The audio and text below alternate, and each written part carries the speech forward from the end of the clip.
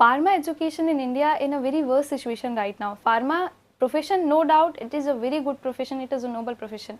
But अगर आप pharma में इंटर करने की सोच रहे हैं, फार्मेसी स्टडीज़ करने की सोच रहे हैं, आप सोच रहे हैं या फिर आप फार्मा में पहले से हैं, तो कुछ ऐसे कड़वे सच है जो आपको पता होने चाहिए, जिसको आप आगे फेस करने वाले हैं। शायद आपके लिए चीज़ें थोड़ी आसान हो जाएगी तब। भारत में फार्मा का जो बिज़नेस है वो बहुत टॉप पोजीशंस पे चल रहा है, बट फार्मा एजुकेशन सिस्टम को लेके बहुत कुछ इम्प्रूवमेंट नहीं है। हम फार्मेसी स्टूडेंट्स जो प्रॉब्लम फेस करते हैं वो हर कोई नहीं समझ सकता। जो इस प्रोफेशन में एंटर करता है वो इस प्रॉब्लम को सचमुच में समझ सकता है। एक बी फॉर्म करने वाला बच्चा क्या सोच के बी फॉर्म करने आता है? दो कैटेगरी के बच्चे होते हैं। एक वो बच्चे जो नीट के कई अटेम्प्ट्स देते हैं, उसके बाद जब उन्हें कुछ नहीं समझ में आता, अब चलो एक अच्छा और कोई दूसरा प्रोफेशन चुन लेते हैं, मेडिकल नहीं है तो कुछ तो बचा है ज़िंदगी में, ये सोच के एक अच्छा प्रोफेशन मान के बी फॉर्म में आ जाते हैं। और एक वो बच्चे होते हैं जो अपनी मर्ज़ी से बी फॉर्म में बहुत अच्छा प्रोफेशन है, इसका जो चमक धमक है बाहर बाहर का देख के आ जाते हैं। दोनों ही कैटेगरी के बच्चे एक एक्सपेक्टेशन के साथ आते हैं, सेम एक्सपेक्टेशन के, कि उनको इस प्रोफेशन में आने के बाद एक अच्छी जॉब तो मिल जाएगी, एक अच्छा करियर उनका बन जाएगा, क्योंकि एक प्रोफेशनल कोर्स है। लेकिन मैं आपको रियलिटी में बताऊं, मुझे कई बच्चे ये पूछते हैं, मैम फार्मा बी फॉर्म करने के बाद हमें कौन सा जॉब मिलने वाला है, कितनी सैलरी का जॉब मिलने वाला है। मैं आपको क्या बताऊं, आप इंडिया में रहते हैं, यहाँ पे एक बी फॉर्म ग्रेजुएट की वैल्यू कितनी है, एक बीएससी स्टूडेंट जितनी भी नहीं है। अभी के सिचुएशन में आप देखेंगे तो एक बीएससी नर्सिंग के बच्चे को तुरंत जॉब मिल जाएगी, लेकिन एक बी फॉर्म के बच्चे को जॉब के लिए इतना भटकना पड़ता है, क्योंकि ये सब इतना अजीब हो चुका है। मैं आपको वर्स्ट केसेस सुना सकती हूँ, कैसे कैसे सिचुएशंस आपको फेस करने पड़ सकते हैं। आप सोचिए, आप बी फॉर्म करने के लिए कितनी फ़ीस देते हैं। अगर आप एक गवर्नमेंट कॉलेज में जाते हैं, किसी भी गवर्नमेंट एग्ज़ाम, एंट्रेंस एग्ज़ाम के थ्रू आप एक गवर्नमेंट कॉलेज में एडमिशन लेते हैं, तो भी आपको, अगर आप लड़के हैं तो ऑब्वियस सी बात है, आपको मिनिमम 30,000, 40,000, 20,000, अगर एक बहुत अच्छा कॉलेज है तो भी उतना तो आपको पर सेमेस्टर देना ही पड़ जाता है। मतलब आप मान के चलिए कि आप 1-1.5 लाख, 2 लाख तो मिनिमम खर्चा करते हैं बी फॉर्म कोर्स के लिए। लड़कियों के लिए ये फ़ीस थोड़ी कम हो सकती है कई कॉलेजेस में, तो ऐसा थोड़ा थोड़ा बहुत डिस्क्रिमिनेशन वगैरह सबको मिला के चले तो भी हर एक बच्चा कम से कम 1 लाख से ऊपर तो देता ही है बी फॉर्म की डिग्री को कंप्लीट करने के लिए। अब आप सोचिए, इतना पैसा देने के बाद एक बच्चा ग्रेजुएशन करता है, तो वो क्या इतना एक्सपेक्ट नहीं करेगी कि उसको 10,000 कम, उसको 20,000, 30,000 की नौकरी मिल जाए मंथली, 20,000, 30,000 की। अगर हम इतना भी एक्सपेक्ट नहीं कर सकते तो क्यों इस प्रोफेशन में आना, मुझे समझ में नहीं आता। एक, अगर आप प्राइवेट कॉलेजेस की बात करें, मानना कि वो लोग फ़ीस ज़्यादा लेते हैं, कोई कॉलेज 2 लाख, 3 लाख, 5 लाख तक के पूरे कोर्स का फ़ीस लेते हैं, बट उन कॉलेजेस में कम से कम वो प्लेसमेंट फैसिलिटीज़ प्रोवाइड कराते हैं। हमारे गवर्नमेंट कॉलेजेस में तो हालत ऐसी है, रैंकिंग तो ऐसे दिखाएंगे, हमारा NIRF रैंकिंग ऐसा है, हमारे रैंकिंग वैसा है, हम टॉप, इंडिया के टॉप कॉलेजेस में आते हैं, टॉप यूनिवर्सिटीज़ में हैं। लेकिन उनके आप कोर एरियाज़ में जाएंगे ना तो आपको पता चलेगा रियलिटी क्या है। वो लोग फ़ीस, आपकी ट्यूशन फ़ीस लेने से पहले नहीं सोचती, गवर्नमेंट कॉलेज में फिर भी फ़ीस आपके बराबर लेंगे, लेकिन वहाँ पे आपको सब दिख क्लियर रहेगा। जब आप एडमिशन लेंगे तो उसमें प्लेसमेंट, ये वो दुनिया भर की फैसिलिटीज़ लिखी रहेगी। जब आप जाते हैं, एंटर करते हैं, फाइनल ईयर में जब आप पहुँचेंगे तो आपको कुछ नहीं मिलता है। और ये चीज़ आप फर्स्ट ईयर से ही रियलाइज़ करने वाले हैं कि आप 1-1.5 लाख खर्चा करके एडमिशन लेने के बावजूद एक गवर्नमेंट कॉलेज में आप कभी भी प्लेसमेंट एक्सपेक्ट नहीं कर सकते।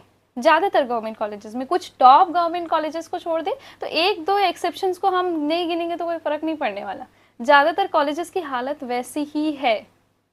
हमारे कॉलेजेस में प्लेसमेंट जैसा शब्द नहीं है बी फॉर्म के बच्चों के लिए, तो हम क्या एक्सपेक्ट करें ऐसे प्रोफेशन से। मुझे समझ में नहीं आता कि आखिर इतनी वर्स्ट सिचुएशन क्यों है अभी तक। एक नर्सिंग करने वाले बच्चे को आप देखेंगे, जब वो ग्रेजुएट होता है तो उसको कम से कम किसी न किसी हॉस्पिटल में कहीं ना कहीं काम मिल जाता है, because they are having those kind of skills, जो प्रैक्टिकल स्किल्स रिक्वायर्ड होती है वो उनके पास है। हमारे बी फॉर्म में सिचुएशन इतनी ख़राब है, आप देखेंगे PCI बना है, PCI की बात करते हैं, बहुत बड़े बड़े प्रोफेसर्स वहाँ पे हैं, बहुत हाईली क्वालिफाइड एजुकेटेड लोग वहाँ पे बैठे हैं, फिर भी उनको इतनी चीज़ नहीं दिखती कि हमारा जो सिस्टम है, हमारी जो पढ़ाई का सिस्टम है, वो केवल थ्योरेटिकल होकर रह गया है। We need practical knowledge, we need skills, जिससे हमें कहीं भी यूँ जॉब मिल जाए। आप बार बार करिकुलम बदल के क्या दिखाना चाहते हैं? पीसीआई के जो मेंबर्स हैं ज़्यादातर बस यही इसी बात पे फोकस करेंगे, जगह जगह सेमिनार्स करेंगे, हम ये करेंगे वो करेंगे। हम एक जीपेट का स्टाइपेंड तो आप कंट्रोल नहीं कर पा रहे हैं, आप बोलते हैं कि हम करिकुलम चेंज करके क्या मिलेगा हमें? वही सब्जेक्ट्स पढ़ने हैं, वही फार्मेकोलॉजी, वही फार्मेसी प्रैक्टिस, वही सारी चीज़ें हैं। सब्जेक्ट्स बदल बदल के कुछ आप कम ज़्यादा करके हमारा कोई बहुत बड़ा तरक्की नहीं कर देने वाले। We need skillful knowledge. आप इतने सारे सिलेबस चेंज करने में इतना टाइम वेस्ट करने से अच्छा है कि आप हमारे जो पढ़ाई की टेक्निक्स है वो थोड़ी बदल दीजिए, थोड़ी और प्रैक्टिकल करिए। आप प्रैक्टिकल करवाते तो हैं लेकिन उस लेवल का नहीं है जो रियल लाइफ में यूज़ हो सके। We need practical knowledge. मतलब आप हमारे लिए इंटर्नशिप की फैसिलिटी नहीं रख सकते तो प्लेसमेंट फैसिलिटीज़ हम कैसे आपसे एक्सपेक्ट कर सकते हैं? आखिर इतनी वर्स्ट सिचुएशन क्यों है?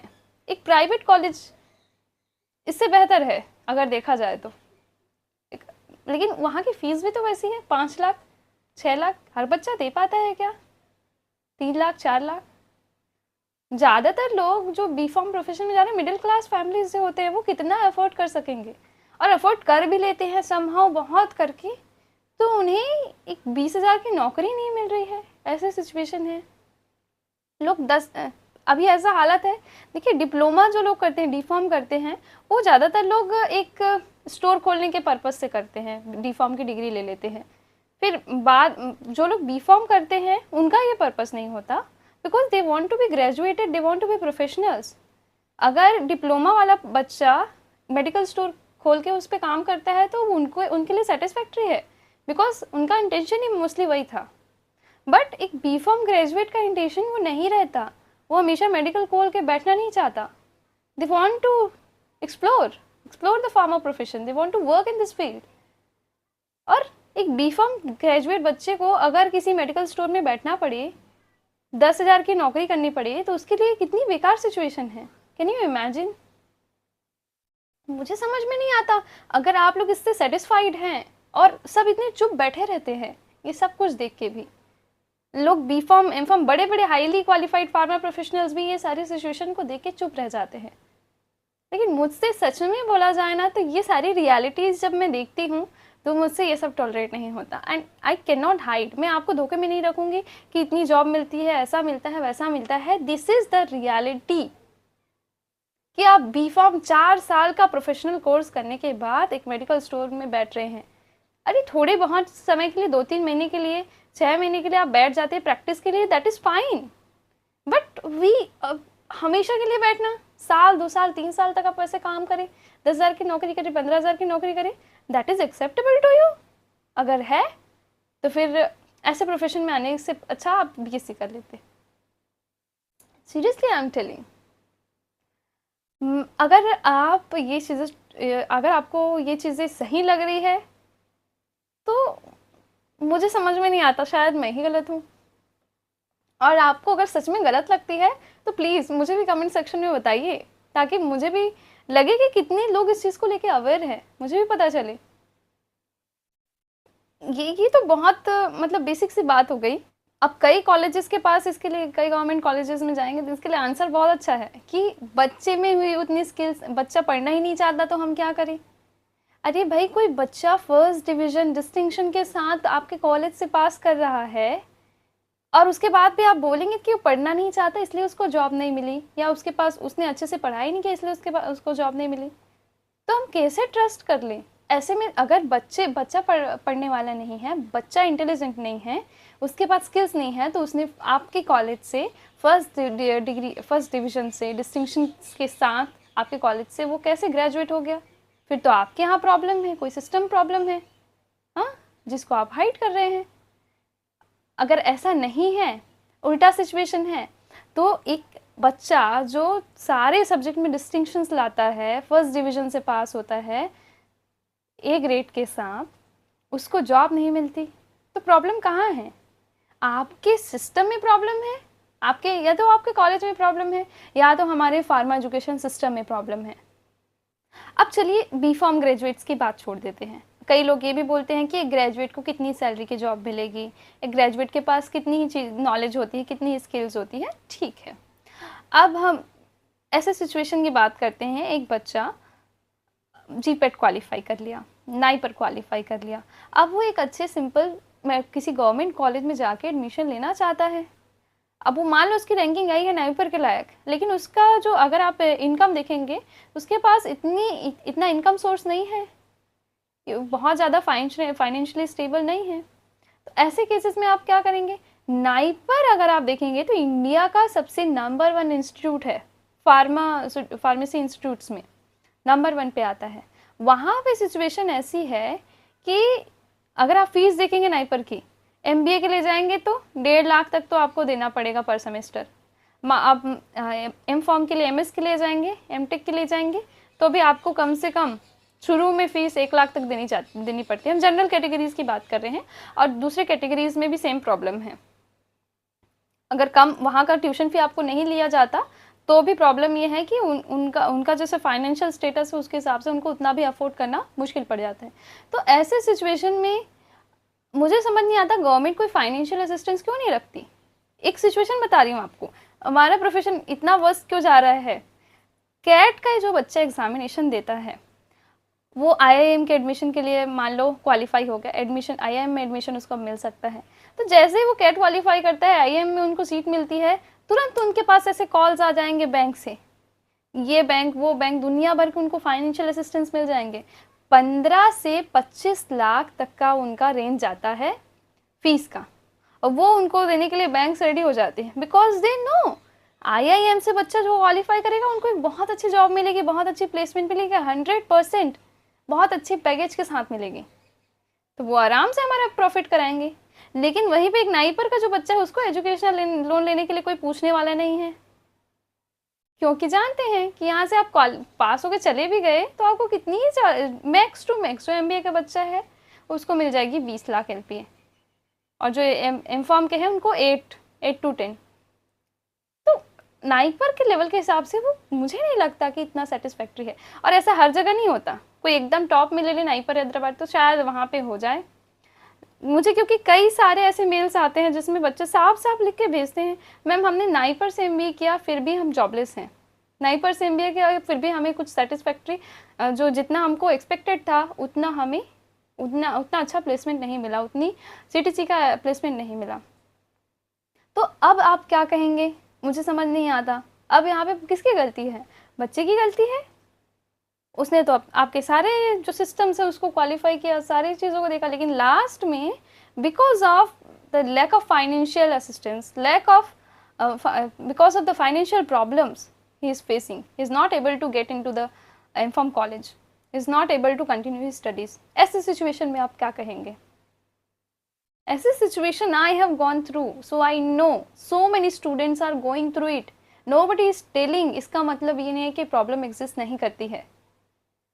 आप इस सिचुएशन को सच में समझ पाएंगे जब आप इसको फेस करेंगे, और जिस पे ये बीतती है, आप एक मेरिट होल्डर होने के बावजूद सारी चीज़ें आपकी अच्छी है, फिर भी just because of the simple reason, because of the lack of because of the financial problems you are facing, you are not able to take the admission. तब कैसा लगता है? How it feels only some people can actually understand it. तब आपकी पढ़ाई discontinue हो रही है, तो फिर आपके इतने बड़े बड़े सिस्टम्स बनाने का मतलब ही क्या है? What is the meaning of this PCI? आप किस चीज़ पे फोकस करते हैं? पीसीआई तो आपकी छोटी सी प्रॉब्लम को सॉल्व नहीं कर पा रहा है, स्टाइपेंड की प्रॉब्लम आपकी सॉल्व कहने से कुछ नहीं होता। आप देखेंगे जीपैट जब आप किसी दूसरे कॉलेज नाइपर के अलावा अगर आप दूसरे कॉलेज में जाते हैं तो आपका स्टाइपेंड जो 12,500 है वो हर महीने आपको टाइम पे नहीं मिलता है ना। बड़ी बड़ी यूनिवर्सिटीज़ में आप जाइए, कई सारी गवर्नमेंट यूनिवर्सिटीज़ में हैं जहाँ पे टाइम पे उनको स्टाइपेंड नहीं मिल रहे हैं। तो कौन क्या कर रहा है फार्मेसी स्टूडेंट्स के लिए, मुझे समझ में नहीं आता। एक हमेशा से इंडिया में फार्मा प्रोफेशन को ठीक से देखा नहीं गया, दैट इज़ द प्रॉब्लम। कभी भी हमारे प्रोफेशन को उतना रेपुटेशन, उतनी इज्जत नहीं दी गई जितना एक मेडिकल प्रोफेशनल को मिलता है, किसी दूसरे मेडिकल प्रोफेशनल्स को मिलता है।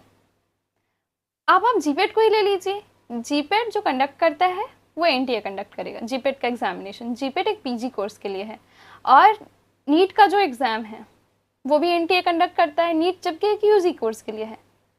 तो अगर आप नीट के लिए देखेंगे तो वहाँ पे इतनी सारी नई रूल्स रेगुलेशन ये वो दुनिया भर का निकाल रहे हैं, लेकिन एक जीपेट के एग्ज़ाम के लिए छोटा सा वो लोग थोड़ा बहुत कम से कम डेट सही टाइम पे रिलीज़ कर देते। इस बार तो जीपेट का डेट भी नहीं आया। चलो मान लेते हैं इलेक्शन की वजह से है। लास्ट ईयर, उससे पहले अपनी हिस्ट्री में कहीं भी निकाल के देखिए जीपेट का एग्ज़ाम सही से हुआ है। बहुत पहले होता था, जब शुरू में एनटीए बना था तब इस एग्ज़ाम के लिए। तो आप क्या एक्सपेक्ट करेंगे? क्या हमारी वैल्यू एक नीट के लेवल के लायक भी नहीं है? आप कम से कम एग्ज़ाम तो अच्छे से कंडक्ट करा सकते हैं, वो भी आपसे नहीं होता। आप जीपेट का एग्ज़ाम देने जाइए सेंटर्स पे, हालत कैसी रहती है आपको देखने का पता चलेगा। कंप्यूटर बेस्ड एग्जामिनेशन है, सीबीटी एग्जामिनेशन है, फिर भी लोग ऐसे बस यहाँ पे एक स्टूडेंट बैठा है, बगल में एक स्टूडेंट बैठा है, आराम से बात करे, कोई कुछ नहीं बोलने वाला, और बोलते हैं कि सारा पूरा जो कैंपस है, पूरा जो एग्जामिनेशन सेंटर है वो सीसीटीवी से रेगुलेट हो रहा है, ये हो रहा है। नीट के पेपर में आप एक मूड के ज़रा सा इधर से उधर क्या देख ले, आप पे बहुत सारे केसेस लग जाएंगे। यहाँ पे क्या कुछ नहीं हो रहा है भाई? यहाँ पे क्या इस एग्जामिनेशन की कोई वैल्यू नहीं है? एक पीजी एंट्रेंस एग्जामिनेशन है, फिर भी उसकी कोई वैल्यू नहीं है। तो यहाँ पे भी क्या प्रॉब्लम हमारे स्किल्स की है, हम स्टूडेंट्स की है? हमारा सिस्टम तो बहुत ऊंचा है, बहुत अलग है, बहुत हाई क्लास है हमारा एजुकेशन सिस्टम। हम ही वर्स्ट हैं ऐसा इनका कहना है, तो मुझे तो ऐसा नहीं लगता। फार्मा में जो बच्चे आते हैं वो काफ़ी स्किलफुल होते हैं, लेकिन आपका एजुकेशन सिस्टम आज ऐसा हो गया है कि स्किलफुल बच्चे दब के रह जाते हैं। इस चीज़ को लेके पता नहीं जो रिवॉल्यूशन है वो कब आएगा, और कुछ इस चीज़ को लेके हो नहीं रहा है। उसके पीछे रीज़न क्या है? वो हम ही हैं। हम बोलते नहीं हैं, हम अपने लिए कुछ नहीं कर पा रहे हैं, दैट इज़ द रीज़न। अगर मान लो अब अभी है, आपने सोच लिया कि अब हमें सब कुछ चेंज करना है, अब ये ये सारी चीज़ें ऐसा नहीं चलते, ऐसे थोड़ा जोश आ जाता है, चलो ठीक है हम कुछ बदलाव करेंगे। तो अब एक इंसान बदलाव सोच के बी फॉर्म, एम फॉर्म, फिर हाई लेवल तक जाता है, पीसीआई का मेंबर भी बन जाता है, फिर भी वहाँ जाके वो सब भूल जाते हैं, फिर वही लग जाएंगे करिकुलम हम ये बदलेंगे वो बदलेंगे। कहने से क्या होगा? मतलब जिस रंग को आप बदलना चाहते थे आप उसी रंग में भूल गए, फिर से भूल गए। तो ये हमेशा से चलता आ रहा है। अगर इसको सच में बदलना है ना, जो शुरू के लेवल के बच्चे हैं, बी फॉर्म के लेवल के जो बच्चे हैं, शुरू को आप बेस को बदल दो, शुरू को आप सही कर दो, तो सारी चीज़ें अपने आप सही हो जाएगी। इसके लिए सारे बी फॉर्म ग्रेजुएट्स को एक होना पड़ेगा, उन्हें अपने हक के लिए लड़ना पड़ेगा, अपने हक के लिए आपको बोलना पड़ेगा। एक अकेले इंसान के बोलने चीखने से कोई सुनने वाला नहीं है, लोग आपको दबा देंगे। जब एक टीम होता है, हमारे फार्मा प्रोफेशन की बहुत बड़ी प्रॉब्लम है यूनिटी। हमें पहले से कभी से यूनिटी नहीं थी। एक बच्चा बोलना चाहता है तो उसको 4 लोग दबाने के लिए रेडी हो जाएंगे, because they want to go through the system only. बस आंख मूंद के उस पर भरोसा करके आपको चलते जाना है, चाहे वो आपको कुएं में गड्ढे में डाल के छोड़ दे। तो we need to unite, unity is strength. यहाँ पे यही सबसे ज़रूरी है। जब आप एक होंगे तब जाके आप कुछ कर पाएंगे। तो इस चीज़ को थोड़ा सोचिए, और अगर आपको लगता है कि मेरी बातें ज़रा से भी सही हैं तो आप मुझे कमेंट सेक्शन में बताइए आप क्या प्रॉब्लम फेस कर रहे हैं, ताकि उसको सच में कहीं ऊपर तक ले जाया जा सके, या हम हमारे सिस्टम, फार्मा एजुकेशन सिस्टम को ये चीज़ बता सकें, हमारे पीसीआई के मेंबर्स को ये चीज़ बता सकें। इसके लिए we need your support, we have to unite. इससे ज़्यादा और बहुत कुछ है कहने के लिए, लेकिन मैं सच में अभी ज़्यादा कुछ बोलना नहीं चाहूँगी। देखते हैं आपके रिस्पॉन्सेज, उसके बाद और कुछ हम आगे कर पाएंगे।